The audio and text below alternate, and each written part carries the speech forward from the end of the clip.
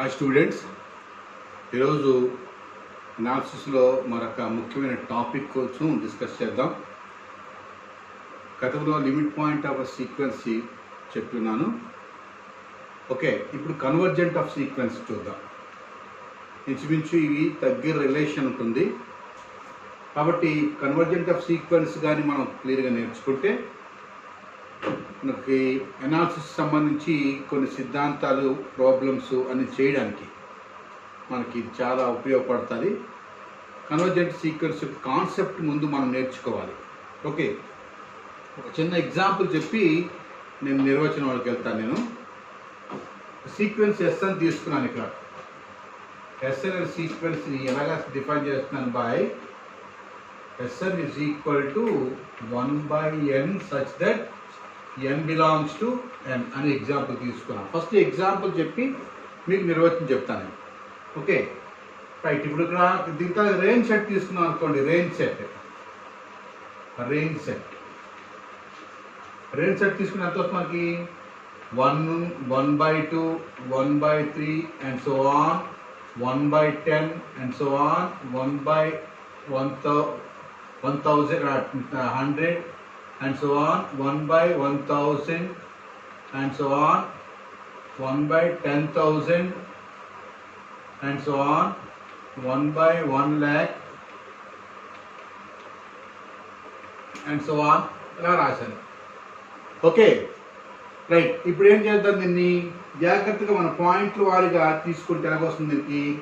This is equal to 1/2, 1/3 and so on చేస్తే ఎంత వస్తుంది ఇక్కడ? 0.1 right, the 0.01 and so on ఇది 0.001 and so on 0.0001 0 పాయింట్ ఇది ఎంత వస్తుంది ఇక్కడ? And so on 0.0001. Okay, 0.0001 and so on. అంటే ఇక్కడ నుంచి జాగ్రత్తగా అబ్జర్వ్ చేద్దాం. ఇక్కడ నుంచి 1 దానికంటే తక్కువ, అలాగే ఇలాగా డిక్రీజ్ అవుతూ ఎక్కడికి వెళ్ళిపోతుంది? ఆఖరికి 0 దగ్గరికి వెళ్తుంది. ఒక్కసారి మీరు అబ్జర్వ్ చేయండి. ఒక ఫైనైట్ నెంబర్ తరువాత మిగతా ఎలిమెంట్స్కి అవి రీచ్ అయ్యే ఒక డెస్టినీ ఉంది, ఒక 0 అనే ఎలిమెంట్. ఇలాగ ఎక్కడికి వెళ్తుంది? 0కి వెళ్ళిపోతుంది. సో ఒక ఫైనైట్ నెంబర్ తర్వాత మిగతా ఎలిమెంట్స్ అన్నిటికీ ఈ నెంబర్కి, అవి అప్రోచ్ అయ్యే నెంబర్కి మధ్య ఉండే డిస్టెన్స్ చాలా తక్కువ అయిపోతుంది, చాలా తక్కువగా కనిపిస్తుంది ఇక్కడ. సో అప్పుడేమవుతుంది? ఈ నెంబర్స్ అన్ని దేని దగ్గరికి వెళ్తుందో, ఈ నెంబర్స్ అంటే ఇప్పుడు దాన్ని ఏమంటున్నా, ఇప్పుడు ఈ నెంబర్ దేని దగ్గరికి వెళ్తుందో అది లిమిట్ పాయింట్ అవుతుంది అక్కడ, 0 అది. సో 0 అనేది ఒక లిమిట్ పాయింట్ తీసుకుంటే వీటికి దీనికి మధ్య ఉండే డిస్టెన్స్ చాలా తక్కువగా ఉంటుంది. సో దీన్నే కన్వర్జెంట్ అంటారు. దీన్ని ఎగ్జాంపుల్ చెప్తున్నాను. ఒక ఫైనైట్ నెంబర్ తర్వాత వచ్చే నెంబర్స్కి అవి ఎటువైపు అప్రోచ్ అవుతున్నావో ఆ నెంబర్కి మధ్య ఉండే డిఫరెన్స్ అనేది చాలా తక్కువగా ఉంటుంది. అంటే మనం తీసుకుంటే పాజిటివ్ నెంబర్ ఎప్సిలాన్ కంటే చాలా తక్కువ అయిపోతుంది. అప్పుడు దాన్ని ఏమంటున్నారంటే కన్వర్జెంట్ టు ఏ లిమిట్ 0 అంటాం. ఇప్పుడు దీన్ని డెఫినేషన్ ప్రకారం ఎలా రాద్దాం ఒకసారి చూద్దాం. డెఫినేషన్ ప్రకారం రాస్తాము. ఏ sequence Sn is said to be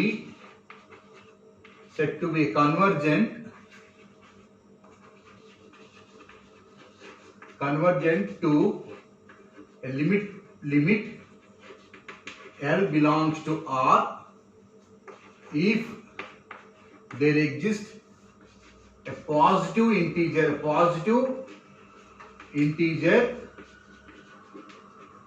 m, a positive integer m such that mod Sn minus L is less than epsilon for all n greater than or equal to m. ఇది కింద నేను చెప్పాను. అంటే ఒక finite number తర్వాత వచ్చే elements అన్నిటికీ ప్రతి ఎలిమెంట్కి ఈచ్ టర్మ్కి అవి అప్రోచ్ అయ్యే లిమిట్కి డిస్టెన్స్ అనేది డిఫరెన్స్ అనేది చాలా తక్కువగా ఉంటుంది. ఇక్కడ చూపిస్తున్నారు ఇక్కడ. అంటే n greater than or equal to m తర్వాత ఎలిమెంట్స్కి m తర్వాత ఎలిమెంట్స్ అంటే for example s1 s2 s3 and so on sm. ఇక్కడ నుంచి దీని తర్వాత sm+1 sm+2 and so on sn. అలాగా అంటే ఇక్కడ నుంచి ఈ టర్మ్ దగ్గర నుంచి అవి రీచ్ అయ్యే లిమిట్ పాయింట్కి మధ్య ఉండే డిస్టెన్స్ చాలా తక్కువ ఉంటుంది. ఇది ఇక్కడ చెప్తున్నాను ఇక్కడ. అంటే ఎస్ఎన్కి ఎల్కి మధ్య ఉండే డిఫరెన్స్ లెస్ దాన్ కంటే ఎప్సిలాన్ కంటే తక్కువగా ఉంటుంది అని చెప్తున్నాను. అంటే దీని అర్థం ఏంటంటే the difference from the elements from the limit L to each terms of the sequence after mth element, mth term ఏమవుతుంది? It is less than A positive number epsilon. కాబట్టి జాగ్రత్తగా అబ్జర్వ్ చేయాలి. ఇది నిర్వచనం బాగా అబ్జర్వ్ చేస్తే మనకి కన్వర్జెంట్ సీక్వెన్స్లోన ప్రాబ్లమ్స్ కానీ దాన్ని ఉపయోగించుకొని చెప్పే సిద్ధాంతాలు కానీ క్లియర్గా అర్థమవుతాయి. కాబట్టి ఇదే జ్ఞాపకం ఉంచుకోండి. m వరకు కూడాను ఫైనైట్ నెంబర్స్ బయట ఉండిపోతాయి.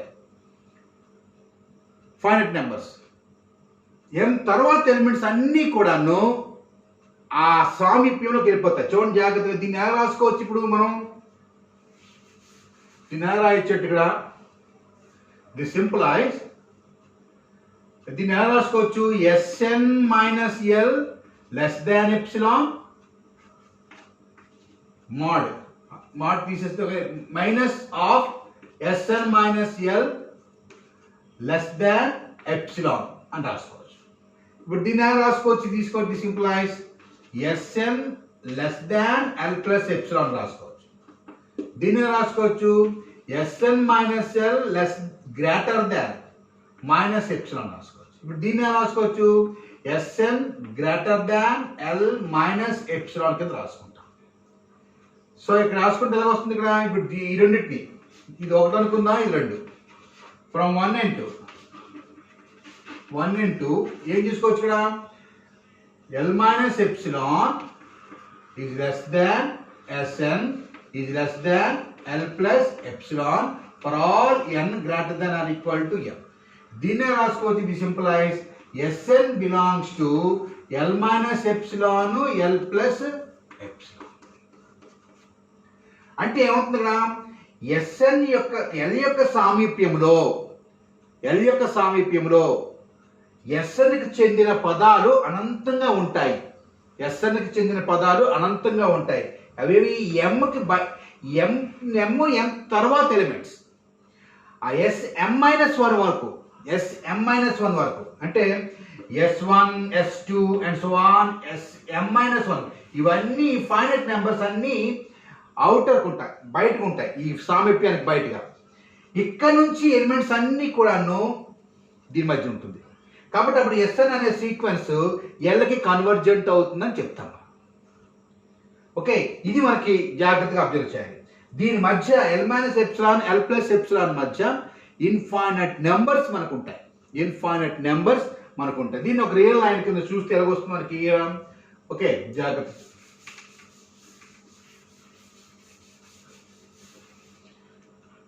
సో ఇక్కడ మనకు రియల్ లైన్ తీసుకుంటే ఎంత వస్తుంది? ఇక్కడ -∞ నుంచి +∞. సో ఇక్కడ ఎంత వస్తుంది? ఇక్కడ ఎల్ అని తీసుకుంటే దీని సామీప్యం ఎల్ మైనస్ ఎప్సిలాన్, ఇది L plus epsilon. So sequence తీసుకుంటే S1 S2 S3 and so on Sm-1. So ఇక్కడ నుంచి ఎలిమెంట్స్ అన్నీ కూడా వీటి మధ్య చేరుతాయి. మిగతా టర్మ్స్ అన్నీ, మిగతా టర్మ్స్ ఇన్ఫైనైట్ టర్మ్స్ అనే ఫైనైట్ నెంబర్స్ అన్నీ కూడా బయట ఉండిపోతున్నాయి, outside of the neighbourhood of L. మిగతా ఇన్ఫైనైట్ నెంబర్స్ అన్నీ కూడాను ఎల్ యొక్క నైబర్హుడ్లోకి వచ్చేస్తున్నాయి. అది నిర్వచనం. కాబట్టి infinite number of S N sequence S N contained in the neighbourhood of L minus epsilon L plus epsilon. కాబట్టి ఇది జాగ్రత్తగా ఈ నిర్వచనం అబ్జర్వ్ చేయండి. కొన్ని ఎగ్జాంపుల్స్ చూస్తే మీకు క్లియర్గా అర్థమవుతాయి.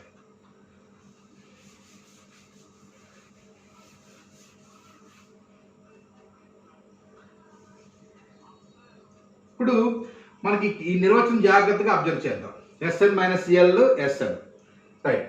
ఇప్పుడు చూడండి ఒకసారి, ఇక్కడ మనకి ఎస్ఎన్ అనేది మనం గీయనుకున్నాం, తీసుకున్న ఎగ్జాంపుల్ అదే తీసుకుందాం. Sn is equal to 1 by n such that n belongs to n. ఈ ఎగ్జాంపుల్ తీసుకున్నాం. ఇక్కడ దీంట్లో మనకి ఎప్సిలాన్ అనే వాల్యూ ఏదైనా తీసుకోండి, మరి ఎప్సిలాన్ విలువను ఏదైనా తీసుకోవచ్చు. ఎప్సిలాన్ వాల్యూ నేను ఇక్కడ తీసుకుంటున్నా, ఎప్సిలాన్ ఇస్ ఈక్వల్ టు 1 తీసుకుంటున్నాను. ఎప్సిలాన్ వాల్యూ అనేది 1 తీసుకుంటున్నాను. ఇప్పుడు జాగ్రత్త చూడండి ఒకసారి, ఎల్ అనేది ఎంత వస్తుంది ఇక్కడ, దీనికి ఎంత అంటే ఇన్ఫినిటీ అయినప్పుడు 0 అవుతుంది. కాబట్టి ఎల్ ఏమవుతుంది ఇక్కడ, ఎల్ ఈజ్ ఈక్వల్ టు 0 అనుకున్నాం. మనం ఎం ఫైండ్ అవుట్ చేయాలి. ఎం ఈజ్ ఈక్వల్ టు ఎంత ఫైండ్ అవుట్ చేయాలి. సో జాగ్రత్తగా ఇక్కడ అబ్జర్వ్ చేయండి, ఎప్సిలాన్ ఇక్కడ సబ్స్టిట్యూట్ చేద్దాం. సో మాడ్ ఎప్సిలాన్ కదమ్మా 1 by n, దీంట్లో సబ్స్టిట్యూట్ చేస్తాను. Sn is equal to 1 by n. L is equal to 0. It's less than epsilon and the 1. So this is equal to 1 by n is less than 1. So this implies n is greater than 1. N is greater than 1. So m is equal to 1. Go n greater than. కాబట్టి m is equal to 1 వచ్చింది. m is equal to 1 కాబట్టి m తర్వాత elements అన్నీ కూడాను ఈ m తర్వాత elements అన్నీ కూడాను దీనికంటే ఎప్సిలాన్ కంట చూడు జాగ్రత్తగా, m తర్వాత అన్ని ఎలిమెంట్స్ కూడాను ఈ నైబర్హుడ్లోకి వచ్చాయి. అవన్నీ ఎప్సిలాన్ కంటే తక్కువ ఉండాలి డిస్టెన్స్ మీద. జాగ్రత్తగా ఇక్కడ చూద్దాం ఒకసారి. m is equal to 1 అయినప్పుడు, ఇప్పుడు Sn అంటే m is equal to 1 అయినప్పుడు ఏమవుతుంది కదా, S2, S3, S4 and so on ఈ ఎలిమెంట్స్ అన్నీ కూడాను ఈ 0 యొక్క నైబర్హుడ్లో పడతాయి. 0 యొక్క నైబర్హుడ్లోన మనకు పడతాయి, అది జ్ఞాపకించుకోవాలి. 0 యొక్క నైబర్హుడ్ ఏంటి, 0 minus epsilon. So 0 minus 1, 0 plus 1, ఈ నైబర్హుడ్లో ఈ ఎలిమెంట్స్ అన్నీ పడతాయి మనకి, రైట్. ఇప్పుడు జాగ్రత్తగా దాన్ని ఒకసారి ఎక్స్ప్లెయిన్ చేస్తాను. సో S2 ఈజ్ ఈక్వల్ తీసుకున్నాను. S2 తీసుకుంటే this is equal to S2 కాబట్టి n is equal to 1 by 2 minus 0. So this is equal to ఎంత వస్తుంది ఇక్కడ, 1 by 2 అంటే 0.5. 0.5 is less than 1. 0.5 is less than 1. So S2 దగ్గర తీసుకున్నాం అనుకోండి, S2 తీసుకుంటే ఎంత వస్తుంది మనకి, ఈ సబ్స్టిట్యూట్ చేస్తే 1 by 2 మైనస్ 0. 1 by 2 మైనస్ 0 అంటే ఎంత వస్తుంది, 0.5. 0.5 is less than 1. Okay, right. రెండో చూద్దాం. మీకు ఇష్టం S50 తీసుకుందాం. S50 తీసుకుంటే ఎంత వస్తుంది ఇక్కడ, 1 by 50 మైనస్ 0. 1 by 50 అంటే ఎంత వస్తుంది మనకి, 0.02 అంతేనా, 50. కాబట్టి ఎంత వస్తుంది మనకి, జాగ్రత్తగా అబ్జర్వ్ చేస్తే 100. 50 అంటే 0.0. This is equal to 0.02 is always less than 1. అంటే ఎప్సిలాన్ కంటే తక్కువగా ఉండాలి కండిషన్. వీటి మధ్య డిఫరెన్స్ అనేది 1 కంటే తక్కువగా ఉండాలి. వీటి మధ్య డిఫరెన్స్ ఏమొచ్చింది ఇక్కడ, 0.5. సో 0.5 లెస్ దాన్ 1 ఖచ్చితంగా ఉండాలి. సరే, తర్వాత ఎక్కడ నీ ఇష్టం వచ్చిన నెంబర్ తీసుకోవచ్చు. 50, 100, 1 lakh ఏం తీసుకున్నా దాని డిఫరెన్స్ మాత్రం ఖచ్చితంగా దానికంటే తక్కువగానే ఉంటుంది. సో ఈ విధంగా మనం నిర్వచనం చేయొచ్చు. రైట్, ఇంకోటి చూద్దాం.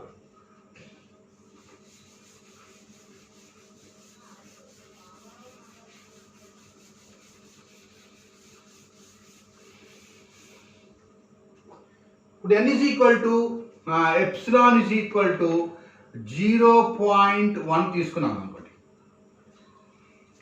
L ఈజ్ ఈక్వల్ టు మనకు 0 తెలుసు. M ఈజ్ ఈక్వల్ టు ఎంత ఫైండ్ అవుట్ చేయాలి. సో ఇక్కడ జాగ్రత్త చూడండి, 0.5.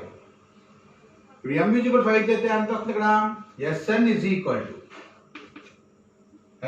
mod 1/n minus 0. So this is equal to 1 by n is equal to 1 by n. 1 by is less than epsilon gamma is less than 0.1. So 1 by n is less than, and this is 1 by 10. So this implies n is greater than 10. So if ఎంత వస్తుంది ఇక్కడ మీకు n greater than 10 అంటే m is equal to 10 వచ్చింది. So దీని తర్వాత terms S11, S12 and so on, ఈ terms అన్నీ కూడాను 0 యొక్క నైబర్హుడ్లో పడతాయి. 0 యొక్క నైబర్హుడ్లో మనకు ఉంటాయి. సో ఇప్పుడు మనం ఒకటి చూసుకున్నాం అనుకోండి, 0 నైబర్హుడ్లో పడడమే కాకుండా ఆ వచ్చే వాల్యూ డిఫరెన్స్ అనేది దీనికంటే తక్కువగా ఉండాలి. సో చూద్దాం. n is equal to S11 అంటే ఎంత వస్తుంది? S11 this is equal to 1/11 minus 0. So 1/11 అంటే ఎంత వస్తుంది ఇక్కడ?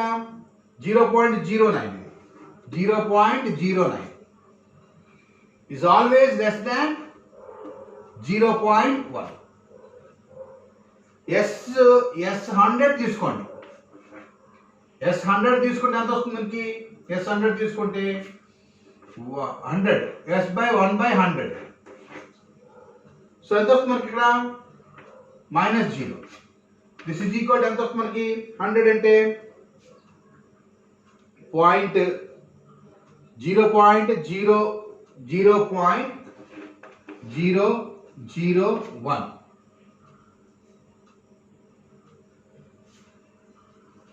0.101. సో ఖచ్చితంగా ఇది లెస్ దాన్ 0.1. సో మనకు జాగ్రత్తగా అబ్జర్వ్ చేయండి ఇక్కడ. సో ఈ డిఫరెన్స్ అనేది ఖచ్చితంగా లెస్ దాన్ 1 అవ్వాలి. ఖచ్చితంగా లెస్ దాన్ 1 అయితేనే మన నిర్వచనం, కన్వర్జెంట్ నిర్వచనం మనకు సరిపోతుంది. కాబట్టి ఇవి జాగ్రత్తగా మనం చూడాలి. ఇప్పుడు ఇవి ఎక్కడి నుంచి ఎరగలుగుతున్నా చూద్దాం ఒకసారి. దీంట్లో ఎరగలుగుతున్నాయి అంటే S11, S12 ఇవన్నీ వెళ్ళాలి కదా. S11 అంటే ఎంత? ఇది. S12 అంటే ఎంత? ఇది. సో మనకి ఈ ఎలిమెంట్స్ అన్ని ఎలాగెళ్తున్నాయో జాగ్రత్తగా చూడండి ఒకసారి. సో మనకు రియల్ లైన్ తీసుకుంటే ఎంత వస్తుంది ఇక్కడ? రియల్ లైన్ తీసుకుంటే -∞ +∞. ఇక్కడ 0 వచ్చింది. 0 వచ్చింది. ఇక్కడ ఏమవుతుంది? ఇక్కడ 0 మైనస్ ఎప్సిలాన్, 0 ప్లస్ ఎప్సిలాన్. ఓకేనా? సో 0 మైనస్ -0.1, 0.1 ఇది. ఓకే, ఇదంతా వస్తుంది ఇక్కడ 0.1. దిస్ నథింగ్ బట్ 1/10 ఇది.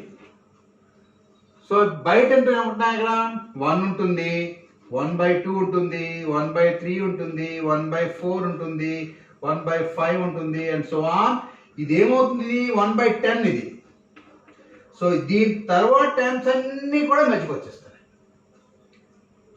దీని తర్వాత టర్మ్స్ అన్నీ కూడా దీని మధ్యకి వచ్చేస్తున్నాయి. ఈ నైబర్హుడ్లో 0 ప్లస్ ఎప్సిలాన్, 0 మైనస్ ఎప్సిలాన్ దీని మధ్యకి వచ్చేస్తున్నాయి. కాబట్టి ఏమవుతుంది? 0 అనేది దీనికి నైబర్హుడ్గా చెప్తాం. సో 0 అనేది దీనికి లిమిట్ పాయింట్గా చెప్తున్నాం. మళ్ళీ ఈ సీక్వెన్స్ ఏమవుతుంది? కన్వర్జెంట్. కాబట్టి ఏమవుతుంది ఇక్కడ? Limit n tends to infinity Sn is equal to limit n tends to infinity 1/n is equal to 0. ఒక ఫైనైట్ నెంబర్ రావాలి. సో ఇది కన్వర్జెంట్ కాన్సెప్ట్. ఇప్పుడు 1 తీసుకున్నా సరే ఎంత వస్తుంది? దీనికి 1 తీసుకుంటే అప్పుడు ఏమవుతుంది దీనికి ఇక్కడ 1 ఇక్కడ నుంచి ఇక్కడ ఎంత వస్తుంది, ఇక్కడ -1 వస్తుంది, -1. ఇదేమవుతుంది ఇక్కడ +1 అవుతుంది. సో ఇక్కడ నుంచి ఈ ఎలిమెంట్స్ అన్ని ఏదో వస్తున్నారు 2 3 4 5, ఇక్కడ నుంచి ఏమీ లేవు. ఇక్కడ నుంచి 2 3 4 5 అన్నీ కూడా దీంట్లోకి వచ్చేస్తున్నాయి. S2 S3 S4 S5 ఇవన్నీ కూడా దీంట్లోకి వచ్చేస్తున్నాయి. S2 S3 S4 S5 ఈ టర్మ్స్ అన్నీ కూడా దీని మధ్యకి వచ్చేస్తున్నాయి.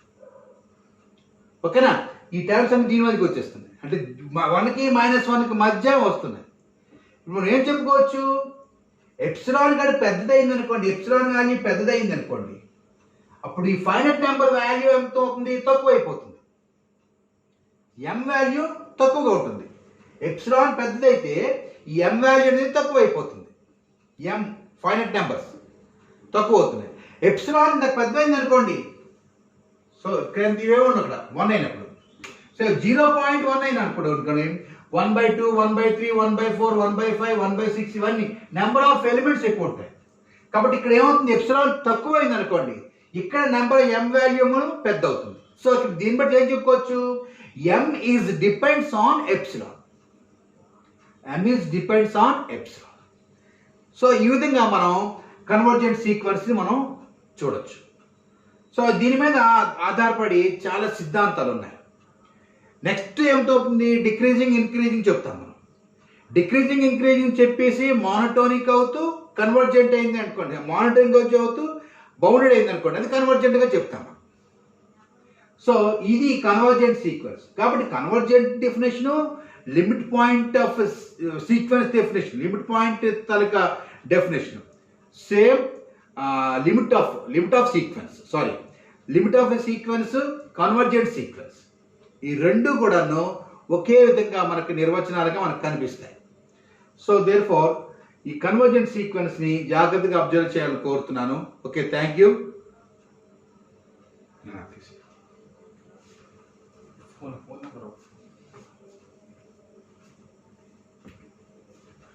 వచ్చిన విషయం ఏంటంటే, ఒకవేళ మీకు దీంట్లో ఏమైనా కామెంట్స్ చేయదలుచుకున్నప్పుడు, లేకపోతే ఏమైనా అడ్వైజెస్ ఇవ్వాలనుకుంటే దయచేసి మీ అడ్వైజెస్ నాకు ఇవ్వండి. తర్వాత ఇంకేమైనా డౌట్లు ఉన్నా నాతో కన్సల్ట్ చేయొచ్చు. నా ఫోన్ నెంబర్ 8179317584. నా పేరు విక్టర్. నేను ఏఎంఎల్ కాలేజ్ అనకాపల్లి, విశాఖపట్నం